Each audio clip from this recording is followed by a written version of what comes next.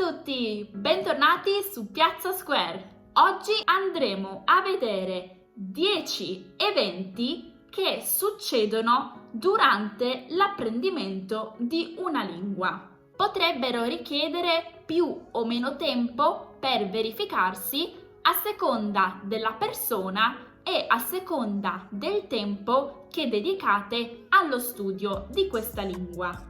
Se vi interessa sapere se vi sono capitate alcune di queste cose di cui andrò a parlare, guardate il video fino alla fine.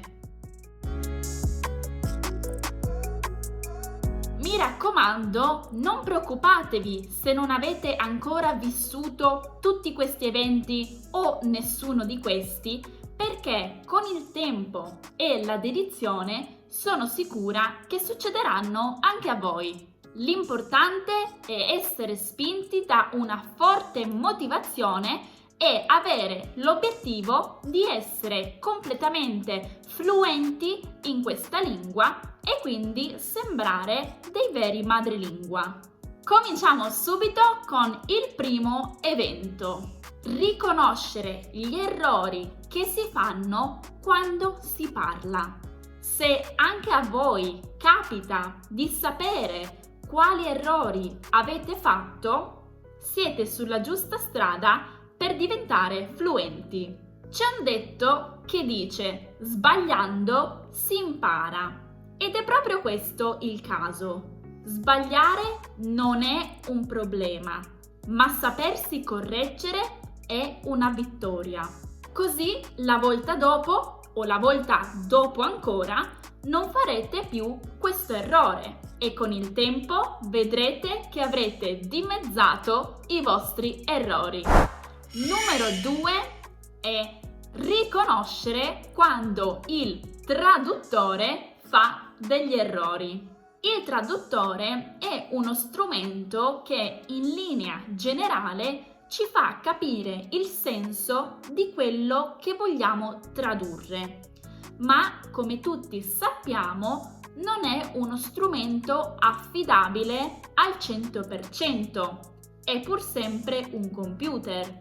Se vi capita di tradurre qualcosa per vostra curiosità oppure per controllare che quello che avete scritto sia effettivamente giusto e vi accorgete che il traduttore ha fatto degli errori grammaticali, ottimo lavoro!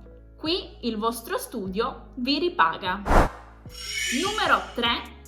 Non accorgersi di ascoltare o leggere in italiano.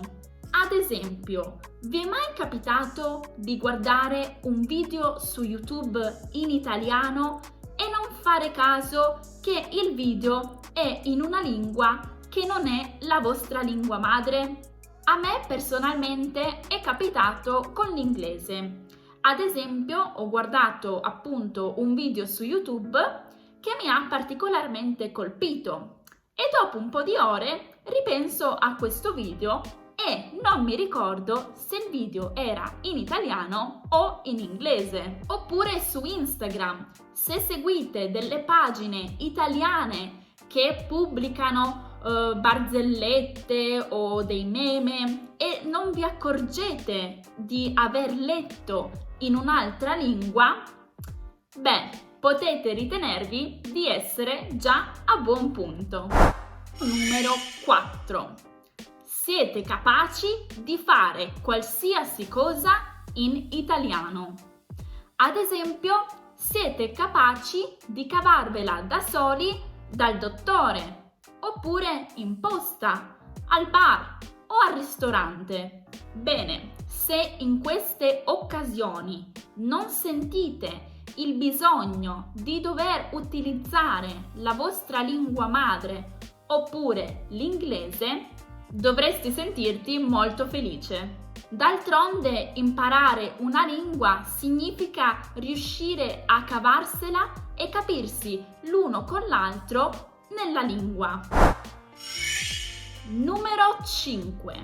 Tutte le parole di cui hai bisogno sono già nella tua testa, pronte per essere utilizzate. Questo significa che non hai bisogno di fermarti a pensare quale sia la parola giusta o la parola che stai cercando, ma bensì è un processo che ti viene naturale e riesci ad avere una conversazione senza intoppi e senza far vedere che non è la tua lingua madre.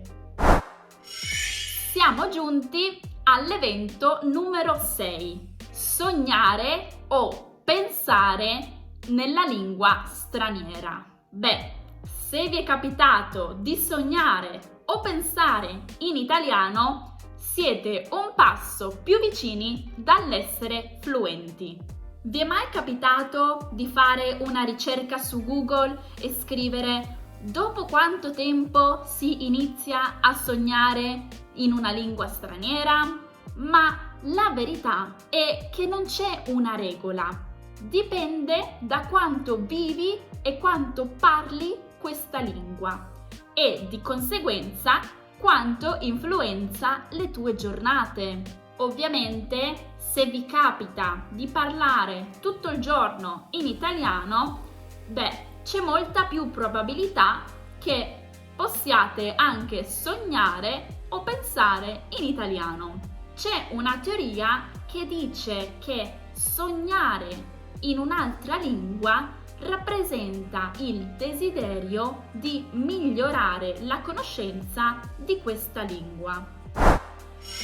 La gente con cui parli non si adatta al tuo livello oppure non ti risponde in inglese. Potrebbe sembrare banale, ma in realtà è un fattore significativo. Questo infatti significa che alle orecchie degli altri sembri un madrelingua per il tuo accento oppure per il tuo modo di parlare. Se usi delle espressioni che noi riteniamo che solo i madrelingua conoscono, allora pensiamo che il tuo livello sia buono abbastanza da poter avere una conversazione in italiano in modo naturale, senza che io debba rallentare o usare delle parole più semplici.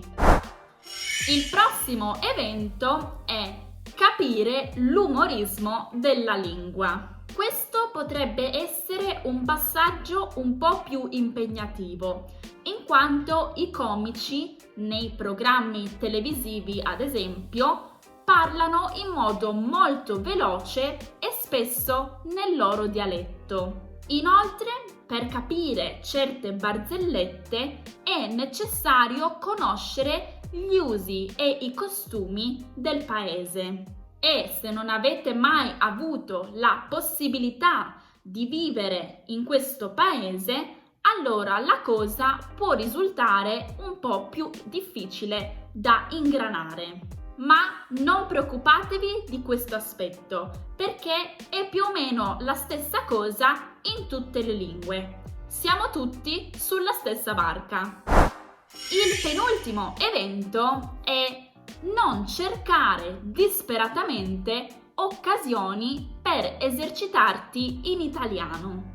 Magari all'inizio sarete alla continua ricerca di trovare qualcuno con cui poter parlare in italiano, oppure dover per forza andare nel paese per avere la possibilità di parlare con dei madrelingua, o anche fare lezioni a pagamento con un insegnante. Dal momento che pensi di non avere più bisogno di tutto ciò, sei arrivato ad un punto dove puoi benissimo migliorare da solo, con gli strumenti e le competenze che già hai. Bene, l'ultimo evento è conoscere le parolacce. Forse vi sarà capitato anche a voi che qualcuno vi chieda: come si dice questa parolaccia nella tua lingua? Oppure magari l'avete chiesto voi: come si dice questa parolaccia in italiano? E così va a finire che le prime parole che si imparano in una lingua sono proprio le parolacce. E se qualcuno vi chiede: "Ah, ma tu parli italiano?" Beh, non ancora, ma so dire le parolacce. Si fa per gioco, si scherza. Alla fine questo è un argomento che tra amici può essere divertente. Confrontare le diverse parole nelle proprie lingue, oppure nelle lingue che si sta imparando. Sapere le parolacce però non basta, bisogna anche sapere quando utilizzarle, ovvero saper riconoscere le situazioni in cui le parolacce possono essere accette e attorno a quali persone si possono dire. Benissimo ragazzi, questi erano i 10 eventi che molto spesso accadono quando si sta imparando una lingua. Fatemi sapere se vi sono mai capitati qui sotto nei commenti, sono curiosa di conoscere le vostre esperienze. Se vi piace questo tipo di contenuto, ricordatevi di iscrivervi al nostro canale per seguire tutte le nostre lezioni di italiano. Se avete bisogno di uno studio extra ogni giorno, potete anche seguirci sulla nostra pagina Instagram, dove pubblichiamo molti contenuti per voi. E noi ci vediamo nel prossimo video. Ciao!